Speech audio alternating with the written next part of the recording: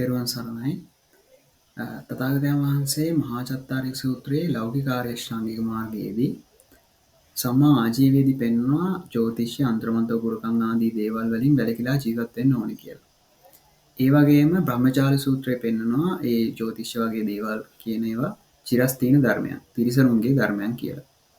එතකොට අපි මේක ප්‍රඥාවෙන් යුතුව බැලුවොත් තථාගතයන් වහන්සේ දැන් අපි දන්නවා මේ ලංකාවේ තැන්තැන්වල එක දෙවිවරුන්ගේ නම් වලින් දේවාල තියෙනවා. විෂ්ණු දෙවියෝ, කතරගම දෙවියෝ, පත්තිනි දෙවියෝ වගේ. ඒතර තථාගතයන් වහන්සේ සංඛාරූපපත්ති සූත්‍රයේ පෙන්නනවා අපි කොහොම ඔය විදිහට දෙවියෙක් වෙන්න නම් දිව්‍ය තලවල බ්‍රහ්ම තලවල ඉපදෙන්න නම් ශ්‍රද්ධා, සීල, ශ්‍රුත, ත්‍යාග, ප්‍රඥා කියන දේවල් වඩන්න ඕනේ කියලා.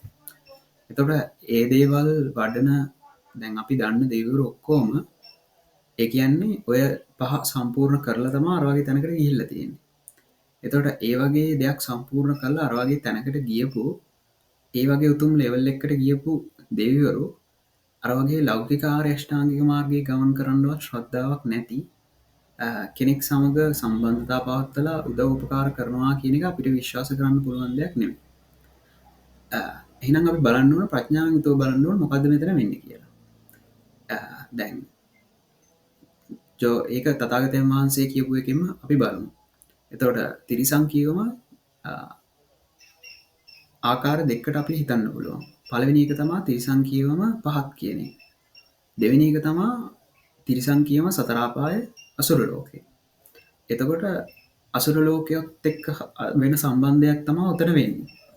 එතකොට ඒ කියන්නේ දැන් අසුරයෝ තමන්ගේ ඥාතියෙක් වෙච්ච කවුරු හරි පුද්ගලෙක්. තමන්ගේ ඥාතීන් වෙන කවුරු හරි පුද්ගලෙක් එයා දෙවියෙක් හැටියට එයා පිටින් ඉඳන අර පුද්ගලයාට. එතකොට මේ පුද්ගලයා ඒ විදිහට රැවටිලා අන්න දෙන්න එකතු වෙලා දේවාලයක් හදාගන්නවා. හදාගෙන අන්තිම මිනිසුන්ට තව කරනවා කියලා එහෙම එකක් හදනවා. එතකොට ඒක හැදුවම දැන් ඒ දේවාලේ මිනිස්සු ගේන මුදල් අනම්මනම් ඒ දේවල් වලින් අර පුද්ගලයා යැපෙනවා. ඊට පස්සේ ඒකෙන් මේ වෙලාව අරකින් මේ එන පළතුරු අනම්මනම් ඒ දේවල් වලින් ඒවා ආග්‍රහණය කරලා අර අසුරයා යැපෙනවා. එතකොට අර සිම්බයෝසිස් කියලා කියන්නේ සහජීවනයෙන් ජීවත් වීම සත්ත්ව ලෝකේ අපි දන්නවා සහජීවනයෙන් ජීවත් වෙන දේවල් තියෙනවා කියලා. අන්න ඒ වගේ සිදුවීමක් තමයි මෙතනත් වෙන්නේ.